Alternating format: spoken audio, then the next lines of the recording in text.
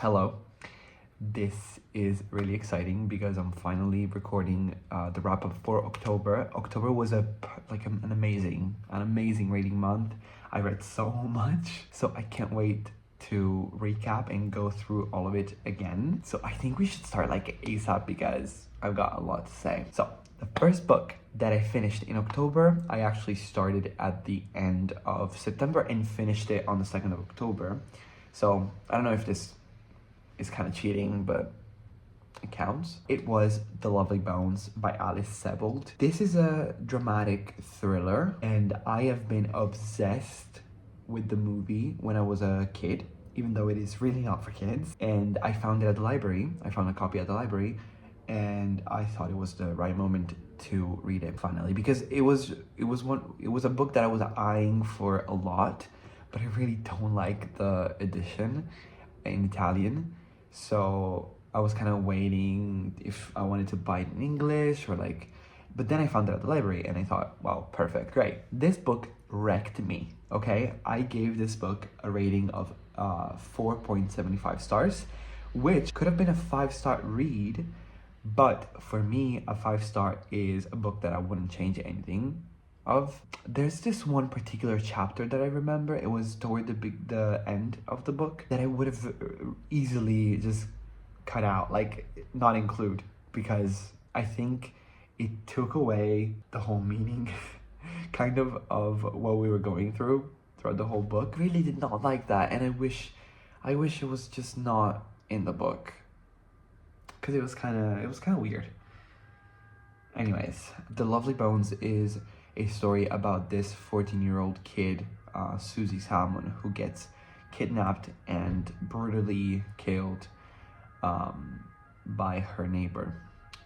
And so we kind of see her journey in the afterlife, from which she can see what's happening on Earth. So we also follow her family, especially her dad and her sister. First of all, her family going through grief, and then them specifically trying to figure out what happened to her, because of course, being a murderer, you don't really know what happened or who it was until a certain point. So, and the police is no help, so they do try to figure things out by themselves. I cried my eyes out during this book. It's a very, very heavy book.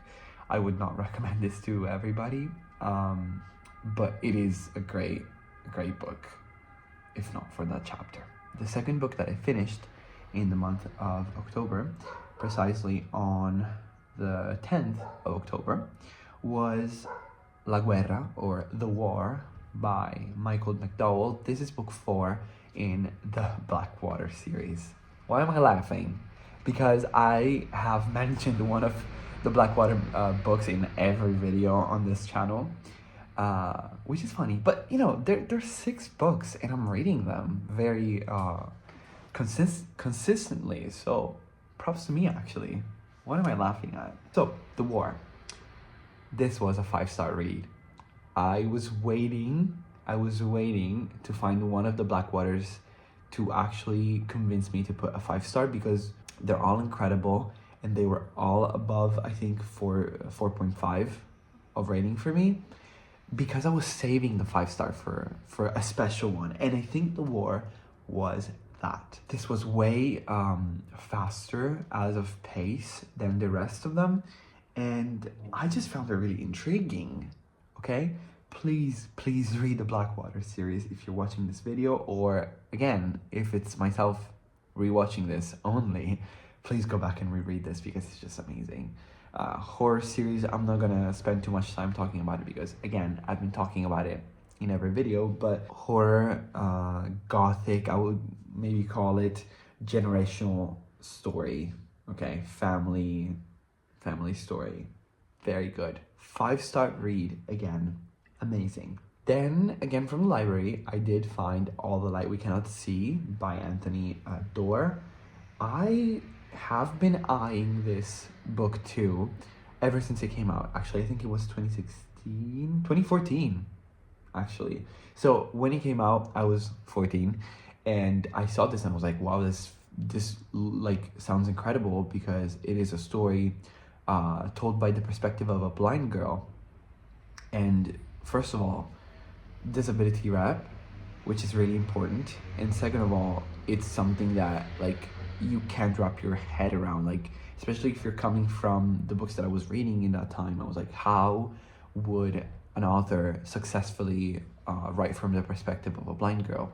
I was actually wondering how the story and the surroundings were going to be described, and I think that was written beautifully now that I did read it.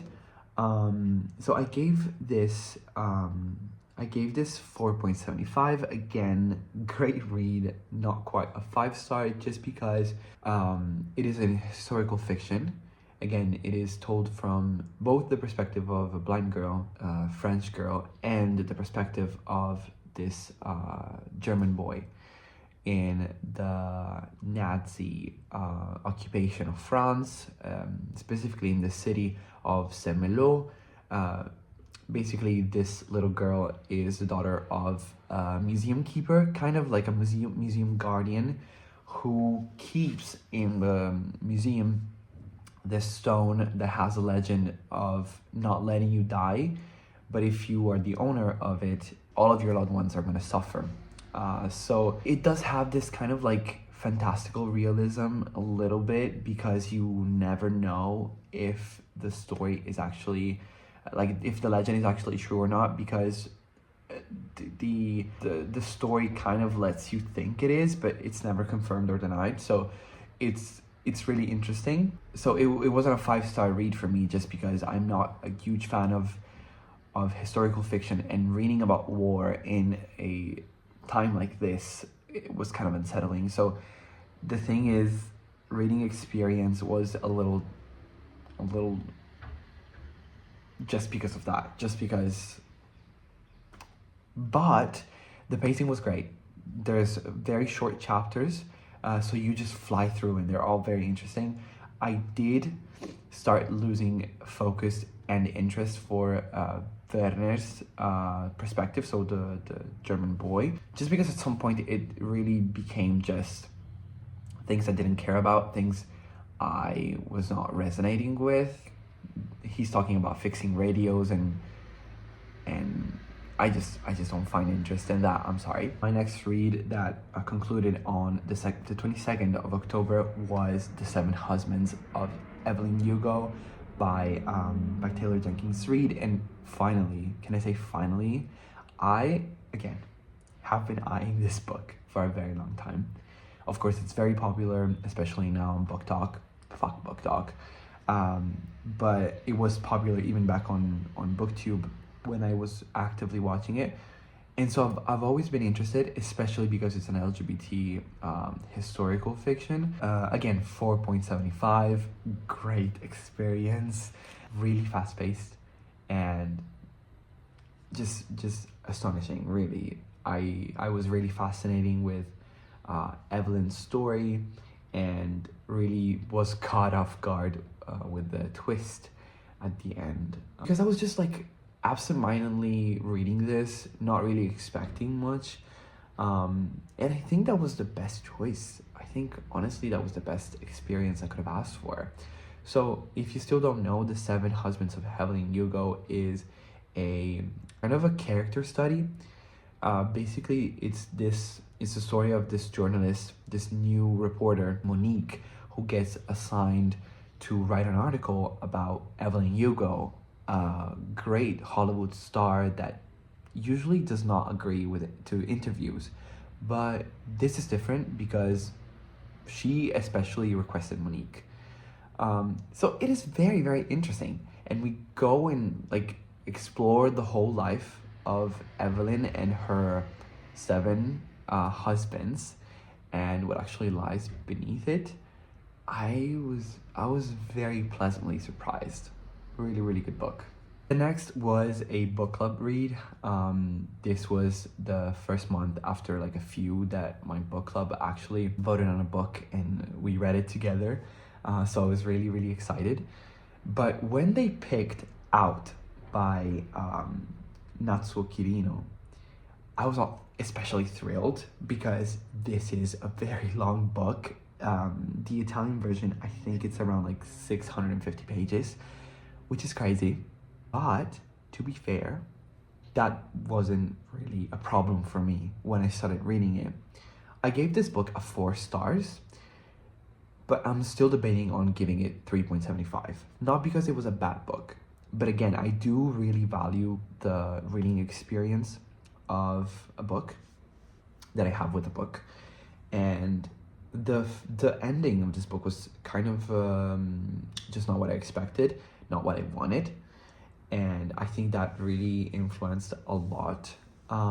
So Out is a story of 4 women who work in a breakfast factory, if it makes any sense. And one of them, out of the blue, calls the other and asks for help because she just killed her husband. And so the story kind of revolves around how these 4 women get involved in this murder and in how just everything goes for them.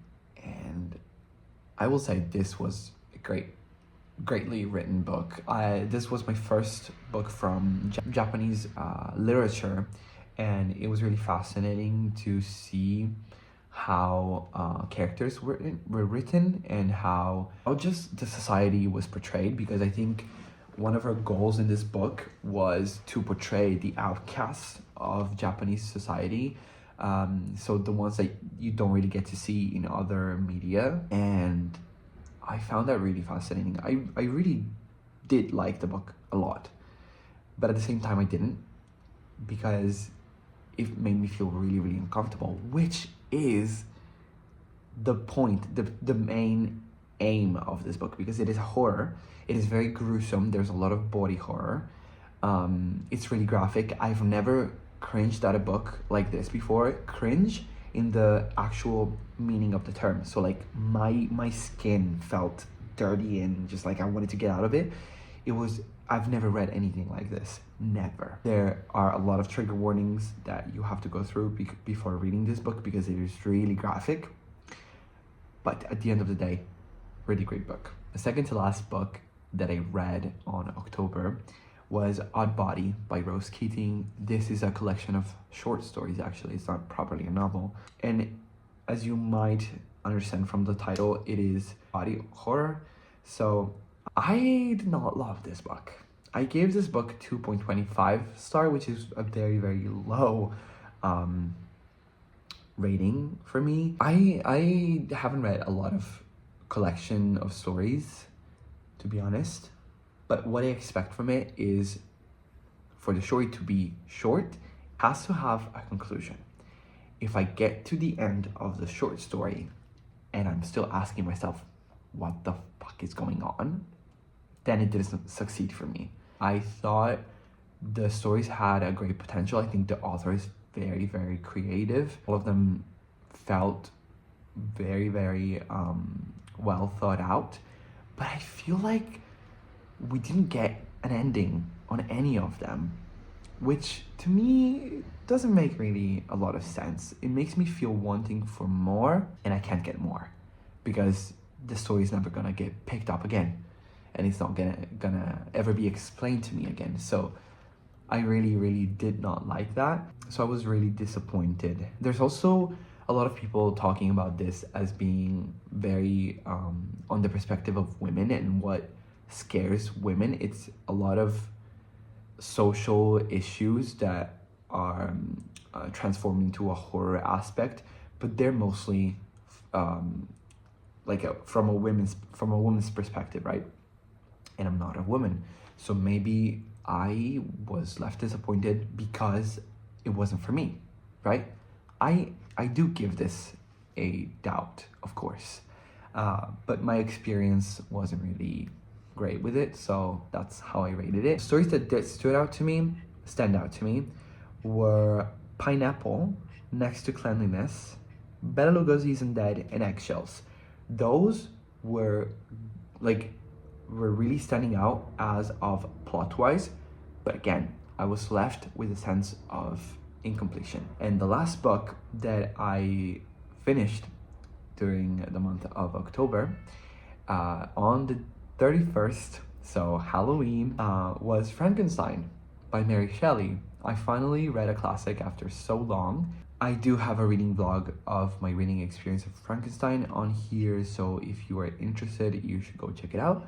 I have loved this book so much. I gave this a 5-star, and I really think this was a masterpiece. It was incredible, emotional, a story about regret, about anxiety, about grief and sadness and ambition.